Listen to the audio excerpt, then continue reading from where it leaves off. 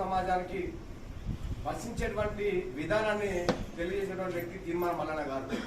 బహుశా ఒక విధంగా చెప్పాలంటే మాలాంటి వాళ్ళ ముందుకొచ్చి ఆనాటి కేసీఆర్ గవర్నమెంట్ మీద మాట్లాడడం కొట్లాడడం అంటే తీర్మానం మల్లన్న గారి యొక్క ప్రభావం కూడా మా మీద ఉందనే మాట ఇవాళ నేను సగర్వంగా తెలియజేస్తా ఉన్నా. మనం చేయాల్సింది ఒకటే, ఉప ఎన్నిక అనేది గెలిచినటువంటి అభ్యర్థి చచ్చిపోతూనే వస్తుంది, లేకపోతే రాజీనామా చేస్తూనే వస్తుంది. ఈ దుర్మార్గుడు 2 సార్ల ఈ 3 ఉమ్మడి జిల్లాలకు ఎమ్మెల్సీగా ఎన్నిక కావడం జరిగింది. ఎన్నిక అయితే రెండవసారి ఎన్నికలో భాగంగా కాకతీయ యూనివర్సిటీకి ప్రచార నిమిత్తం రావడం జరిగింది. ఇప్పుడు ఈ ఎత్తువల్ల పల్లా రాజలేదు.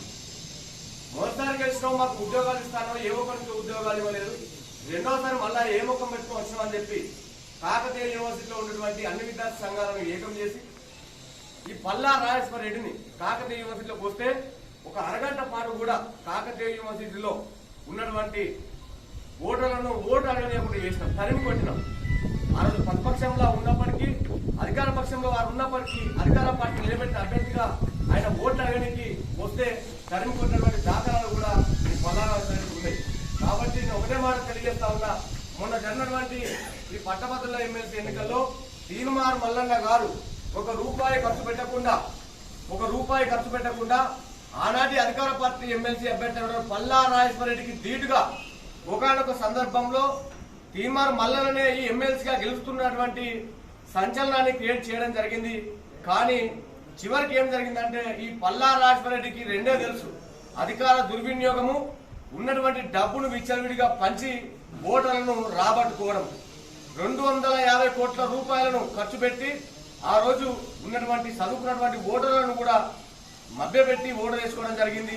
దొంగ ఓట్ల ద్వారా కూడా ఆనాటి ఎమ్మెల్సీగా గెలిచిండు. మొన్న కూడా జనగామంలో అదేవిధంగా దాదాపు 25,000 దొంగ ఓట్లతో ఈ దొంగ గెలవడం జరిగింది.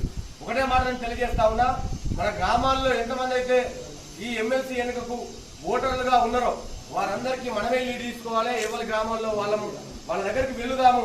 తీర్మానం మల్లన్న అనేటువంటి వ్యక్తి ప్రతిపక్ష పార్టీల నాయకులు చేయనటువంటి ధైర్య సాహసాలను చేసి కేసీఆర్ సర్కార్ మీద మరి నిర్విరామ పోరాటం చేయడం జరిగింది. అల్పేరులను పోరాటం చేసి ఇవాళ కాంగ్రెస్ పార్టీ గెలుపులో ఆయన ఒక్క పాత్ర కూడా ఉన్నది. కాబట్టి ఇవాళ ప్రధానంగా ముగ్గురు లేబడ్డారు. కాంగ్రెస్ పార్టీ పక్షాన తీర్మానం మల్లన్న అలియాస్ చింతపండు నవీను, బీజేపీ పార్టీ పక్షాన గుజ్జుల ప్రేమేందర్ రెడ్డి వ్యక్తి ఎవరికి దిక్కు మొఖం తెలియదు.